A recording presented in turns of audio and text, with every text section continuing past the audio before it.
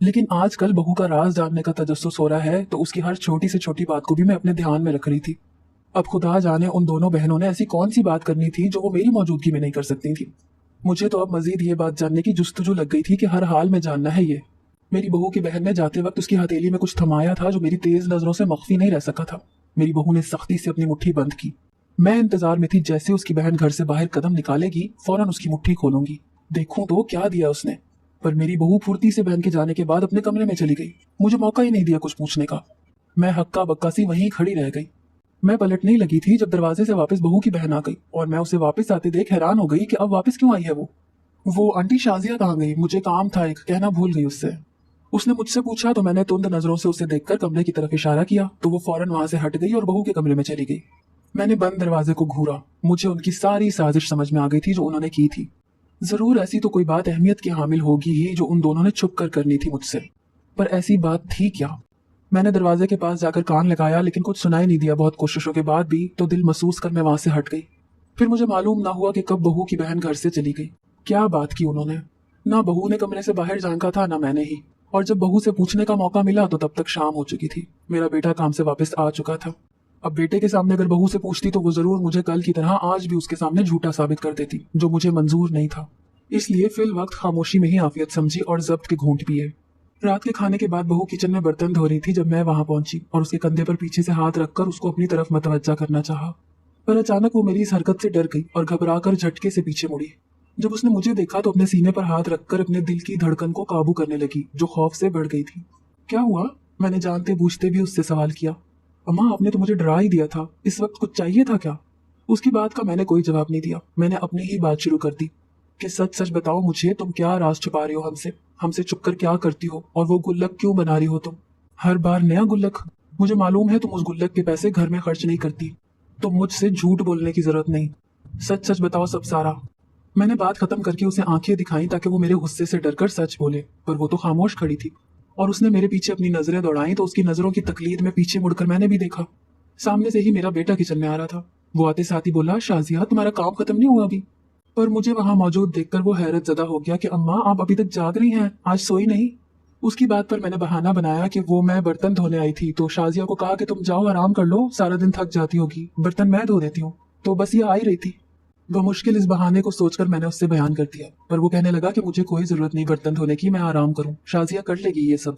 तो मैंने एक दो बार दिखावे के लिए ना की, फिर अपने कमरे में आ गई और शुक्र कर रही थी कि उसने मेरी शाजिया से कही हुई बात नहीं सुन ली, वरना तो मेरा बेटा आज मुझसे जरूर बदगुमान हो जाता। और खुशी भी हो रही थी कि उसकी नजरों में अच्छी भी बन गई मैं और काम भी नहीं करना पड़ा। सुबह को जब हम नाश्ता कर रहे थे तो मेरे बेटे ने बहू से कहा कि तुम तैयार होकर आ जाओ, मैं ऑफिस जाते हुए तुम्हें छोड़ आऊंगा।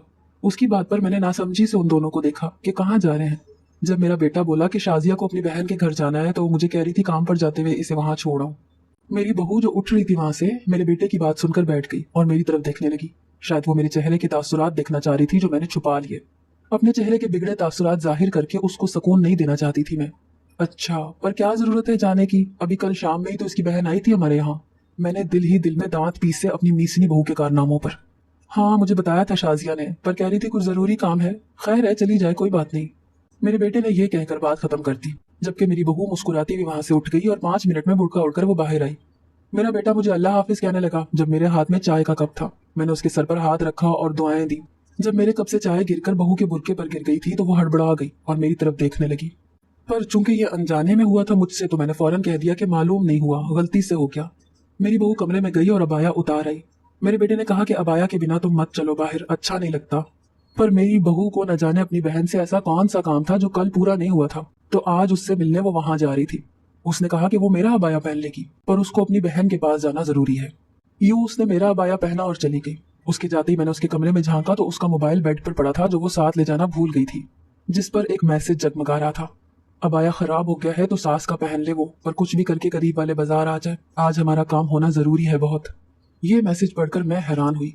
फिर मुझे यूं लगा जैसे यहाँ से मैं इस रात तक पहुंच सकती हूँ। मैसेज को दोबारा मैंने गौर से पढ़ा तो इस बार मुझे तजस्सुस हुआ, तो मैं बहू का बुरका ओढ़कर बाजार चली गई। मैं उस वक्त ये भी भूली हुई थी कि बुरके पर चाय का दाग था। लेकिन कयामत टूट पड़ी जब दुकानदार ने मुझे दुकान के अंदर बुलाया और वहां का मंजर देखकर मैं साकत हो गई। मैं ये सोच रही थी कि वो दुकानदार मुझे क्यों बुला रहा है। मेरे लिए ये पहले हैरानी का बाइस था, पर न जाने क्यों मैं क्या सोचकर उसकी दुकान के अंदर चली गई। वो एक आम सी लोकल दुकान थी और इस मंजर को देखने के बाद जो दुकानदार ने मुझसे कहा उसको सुनकर मैं सुन होते दिमाग से वापस घर लौट आई, क्योंकि मुझे इस बात पर यकीन नहीं आ रहा था कि मेरी बहू ऐसा काम कर सकती है। जब घर पहुंची मैं तो बहू वहां पहले से ही मौजूद थी। मुझे अपने बुरके में देखकर वो हैरान हो गई और मुझसे पूछने लगी कि मैं कहाँ गई थी, पर मैंने उसकी बात का जवाब नहीं दिया और खामोशी से उसको देखने लगी। जब खामोशी का दौरानिया बढ़ गया तो मैं मरी मरी आवाज में उससे बोली कि मैं आज बाजार गई थी और तुम्हारा सच भी जान लिया है मैंने। मेरी बात से वो घबरा गई और मुझे सहमी नजरों से देखने लगी, जैसे पूछ रही हो कि फिर क्या इजाजत है मुझे। मैंने उससे कहा कि तुम्हें इजाजत है, तुम ये काम छुप कर नहीं बल्कि हमें बता कर सकती हो। मुझे मालूम ही नहीं था मेरी बहू इतनी अच्छी है। मैं तो उसको कंजूस समझती थी, पर वो बहुत नेक और भला काम कर रही थी। मैं जिस दुकान पर गई थी वो एक खाने की दुकान थी और उस दुकानदार ने मुझे शाजिया समझकर अपनी दुकान में बुलाया था, क्योंकि मैंने उसी का बुर्का पहना था। और उसने मुझे बताया कि मेरी तरफ से भेजे गए पैसे यानी कि शाजिया की तरफ से उसको मिल गए हैं और उन पैसों से उसने मुफ्त में कुछ सड़क पर रहने वाले यतीम बच्चों और फकीरों को खाना खिला दिया था। शाजिया हर महीने ऐसा काम करती थी, कुछ पैसे गुल्लक से जोड़कर गरीबों को देती थी और कुछ यतीमों फकीरों की मदद करती थी। वो दोनों बहनें मिलकर ये काम कर रही थी। मेरी बहू ने शर्मिंदगी से मुझसे माफी मांगी और इस बात को छुपाने की भी माजरत की, मगर मैं समझ गई थी कि उसने ये काम मुझसे छुपकर क्यों किया था, क्योंकि मैं कभी उसको ये नहीं करने देती। हकीकत में कंजूस वो नहीं थी, मैं थी, और मेरी इस तबीयत से वो दोनों वाकिफ थे। मेरे बेटे को भी शाजिया के काम का मालूम था, बस उन दोनों ने मुझसे इस बात को छुपाए रखा था। गुल्लक में पैसे जमा करने का ये फायदा था कि वो उसमें से आसानी से पैसे जमा कर लेती थी और उससे निकाल भी नहीं सकती थी वापस। वरना तो हम लोग अक्सर औकात जब पैसे जमा करते हैं तो जरूरत के वक्त निकाल लेते हैं, और गुल्लक का ये फायदा था कि उससे पैसे निकाल नहीं सकते थे, यूं जमा करने में आसानी हो जाती थी। बहू हर महीने एक गरीब के घर में उस गुल्लक के पैसों से राशन भेजती थी। मेरी बहू ने मुझे बताया कि उस दिन उसकी बहन भी उसे कुछ पैसे देने आई थी, पर अगर वो मेरे सामने देती तो मैं 100 सवाल करती उनसे, इसीलिए छुप कर देना चाहती थी और इसी बारे में कुछ बात करना चाह रही थी। जब सारी बात मेरे सामने आ गई और साफ हो गई तो मैंने खुले दिल से बहू को इजाजत दे दी इस काम को करने की और उससे माफी भी मांगी उसको सताने की, क्योंकि बाज औकात मैं कुछ गलत फहमियों में मुब्तला होकर उसको बुरा समझ रही थी और मुझे लगता था वो हर बात मुझे जताना चाहती है, पर मैं गलत थी। आप लोग भी अपने आसपास के लोगों को देखें, यतीमों, फकीरों और सफेद पोश तबके के लोगों की मदद करें जितनी आपसे हो सके। ये एक नेकी का काम है।